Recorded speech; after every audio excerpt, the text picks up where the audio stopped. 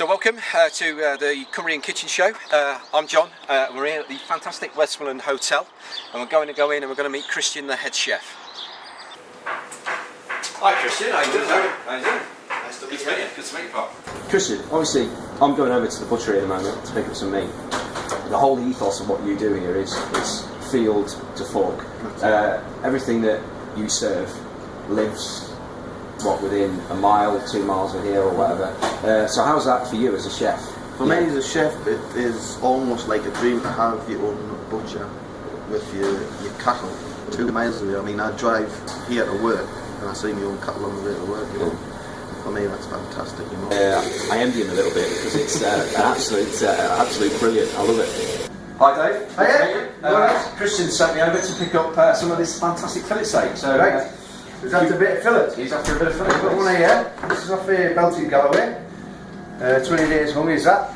It looks absolutely fantastic. You can tell just by looking at it, it's been hung properly, it's been well looked after, and this is the whole ethos of what you do, isn't it? It's that's right. From field to fork. That's basically field to fork.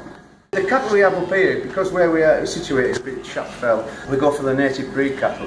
Belted Galloways, Blue Greys, Hereford Lings, we use quite a lot of Lings. Aberdeen Angus, you know, they naturally get fat on this terrain, they're used to it. And are you finding that people now are wanting, and they're becoming more aware and wanting to know where that their produce is coming from? Yeah, we've seen the customers develop over the years. Once there was just the older customers who could relate to what we were doing. But now more we're getting into it, more younger people now are becoming more enthusiastic, more interested in where the meat's coming from and the whole story behind where the meat comes. It's not just where it's from, the traceability, it's about the welfare, it's about the food miles. You know, all these things together combined produce good quality meat. I class that as healthy fat. Yeah. You know, obviously fat's not healthy, but it's a nice colour. It's not dull, it's not bright white, which is barley fed. You're looking at it from the butcher's point of view, but from a chef's point of view, for us, that fat is flavour. Kristian, when he first came in, he came in, looks into our cutting room and thought, wow, what's going on here? You know, he's never seen anything like this before. He says, can I have anything I want in there? I said, Kristian, if you want anything, you tell me what you want, we'll put it for you. Okay, so we're taking out the fillet out of the sirloin here, removing it from the vertebral column. You've just got to be careful with this fillet because it's a very expensive part of the meat, as we all know. So we're going to try as us chefs know, yeah. So we're pulling that away basically, keeping a bit of the fat on it. Kristian doesn't like it trimmed right hard because, as you said before, the fat is the flavour. So basically there we've got the fillet, the head of the fillet. That's how I present it to Kristian, like that. And he takes it from there. Yeah, I think that, Dave, I think that looks absolutely stunning, mate. I think it's brilliant. Oh,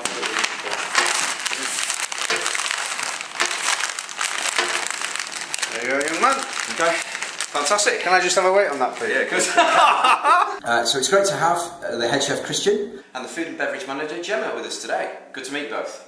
Nice to meet you. So Kristian, what are you going to cook for us today? Pan-fried scallops, our own black pudding, crab, Scotch quail's egg, and a bit of pancetta. And for your main course? Main course, we're going to do fillet of our own beef with oxtail, spring roll, wild mushrooms, cauliflower and some beetroot in there.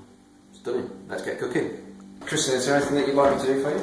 If you could whip us some double cream, please. Just a spoon of horseradish in there. I'm just going to mix that in.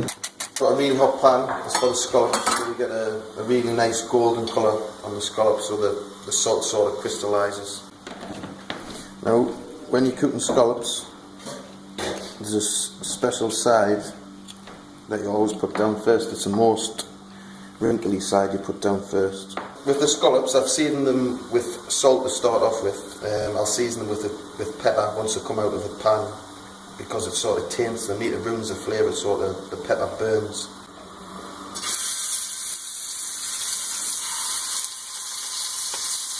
You start with the scallops in first, and finish with the black pudding.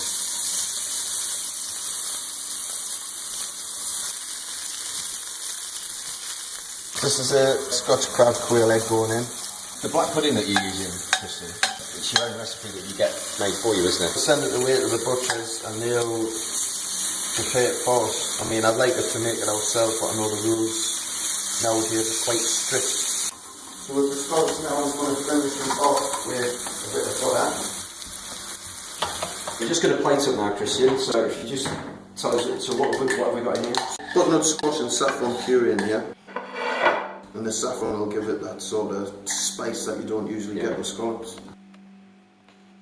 I'm just garnishing it with a Scotch crab quail egg. Slightly little bit pepper at the end, just on the scallops.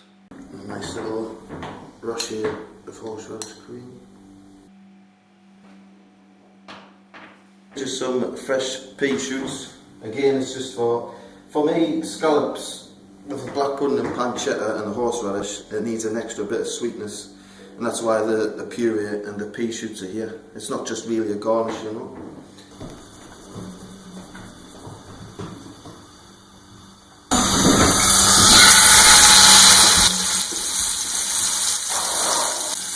Then half veal bone, half marrow bone. Nicely coloured there. Now, I'll seal it up in the cling film. I'll let it cook a little bit in the oven with the cling film just to let it all exchange. Got a lovely piece of fillet steak there, and we were in the butchery department earlier on. For you, this must be fantastic. It is, because for me, I've got my own butchers who I communicate almost every day about the meat we're getting in and the meat we need for the week coming, so we can slaughter the animals correctly for us and hang them for the correct amount of time. But the meat we get, it's one of the highest qualities of meat I've ever used. It's a nice, beautiful marble through the beef. You see them in the fields, you know that they're reared properly, you know they're well looked after, and obviously this is what produces such fantastic meat. It's an amazing thing. I mean, as you see on the way to work, I get to see my own cattle that I'm going to be prepping and putting on my plate, you know, and they all look so happy.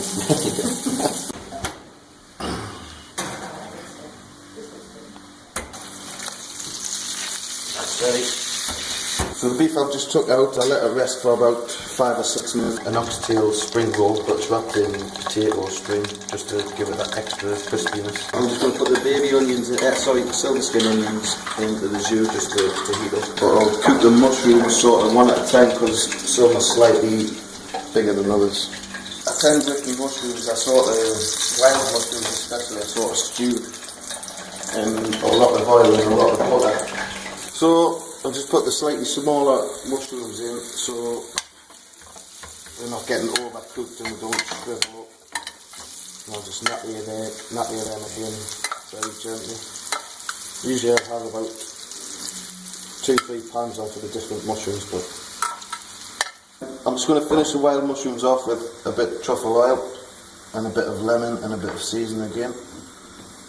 Just give this a... Do you want me to pop those into the... Yes, please. Thank you.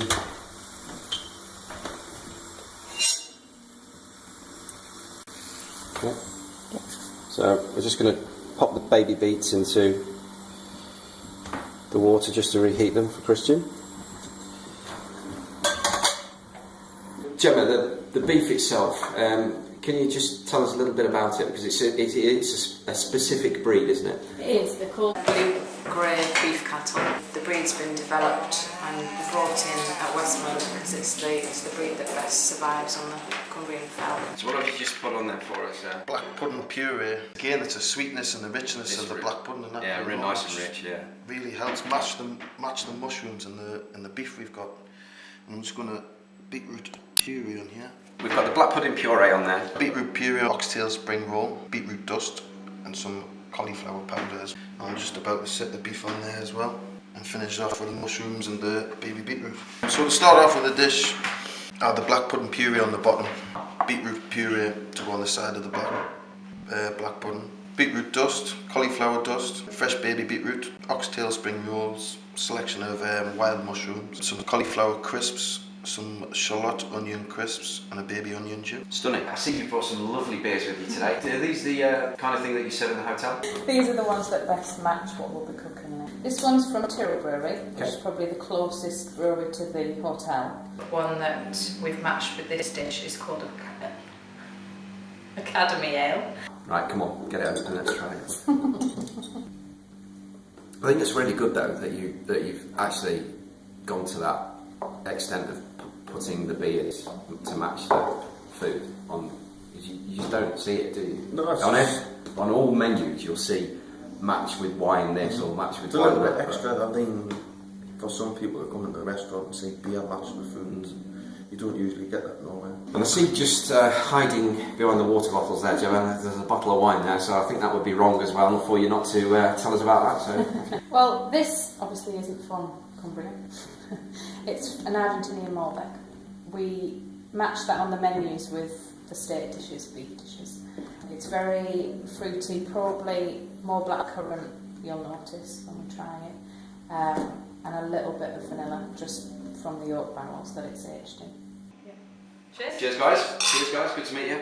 Well, it's been a really, really good show today. Thank you very much for watching. I hope you've picked up some great tips from Kristian and the food. It looks absolutely stunning. We're going to try it in a moment. So thank you very much, Kristian. Thank you. Good to meet you, and thank you very much, Gemma. So thank you very much, and we'll see you next time.